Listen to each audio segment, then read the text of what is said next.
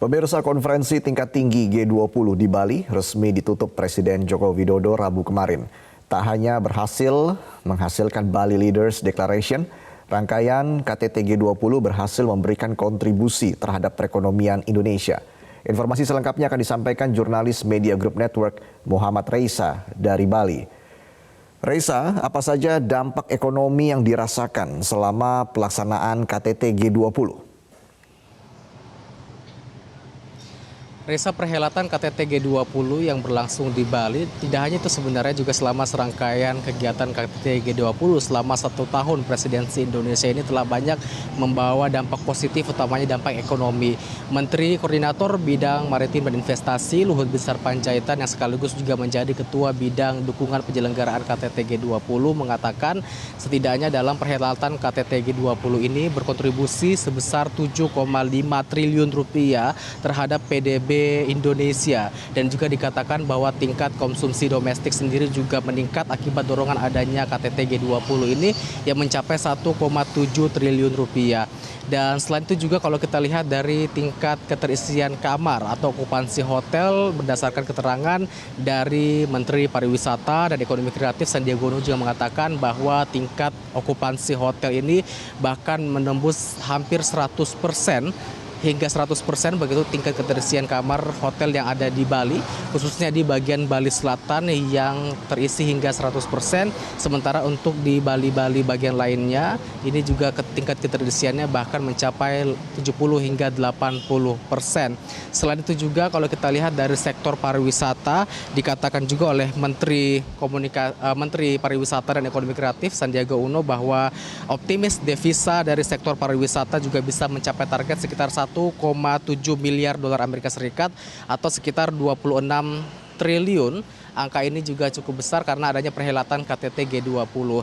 Tidak hanya juga dari segi tadi pertumbuhan ekonomi, namun juga ini turut dirasakan oleh masyarakat, utamanya para pelaku UMKM, Resa, karena ini juga membantu para pelaku UMKM untuk mendongkrak perekonomian mereka, dan juga terkait dengan makanan misalnya, kemudian pariwisata, serta juga terkait dengan transportasi ini juga turut meningkatkan taraf hidup masyarakat yang ada di Bali. Bahkan juga dikatakan dari KTT G20 ini juga berhasil menyerap tenaga kerja sekitar 33.000 orang tenaga kerja yang diserap dari KTT G20 ini. Resa.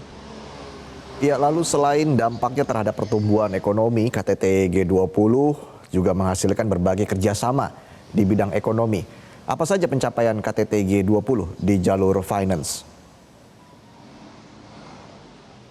Resa, seperti kita ketahui bahwa untuk penyelenggaraan KTT ini ada 2 jalurnya, yakni jalur finance dan juga jalur Sherpa. Untuk jalur finance sendiri ada beberapa kesepakatan yang turut meningkatkan pertumbuhan ekonomi Indonesia. Misalnya kalau kita lihat dari isu peningkatan arsitektur kesehatan global yang menjadi salah satu topik dalam KTT G20, dikatakan ini juga turut mengelahirkan atau meluncurkan namanya Pandemic Fund atau dana darurat pandemi. Dana ini bisa digunakan oleh negara-negara berkembang dan juga ataupun negara maju untuk bisa menangani pandemi. Tidak hanya pandemi, sebenarnya juga bisa digunakan untuk meningkatkan sistem kesehatan global, termasuk juga Indonesia. Dan sejauh ini berdasarkan keterangan dari Presiden Joko Widodo bahwa sudah terkumpul dana senilai 1,5 miliar dolar Amerika Serikat dari kontribusi berbagai negara, termasuk juga para filantropi. Serta juga nantinya Indonesia sendiri berkontribusi sekitar 50 juta dolar Amerika Serikat.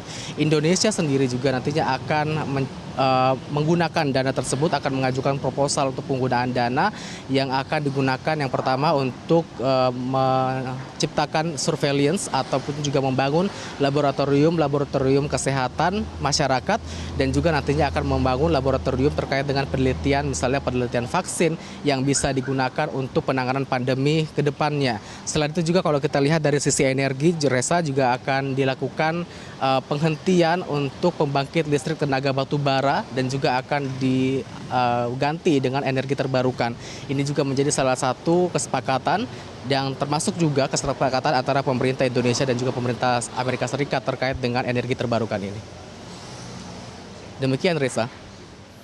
Baik, terima kasih atas laporannya Muhammad Reisa langsung dari Bali.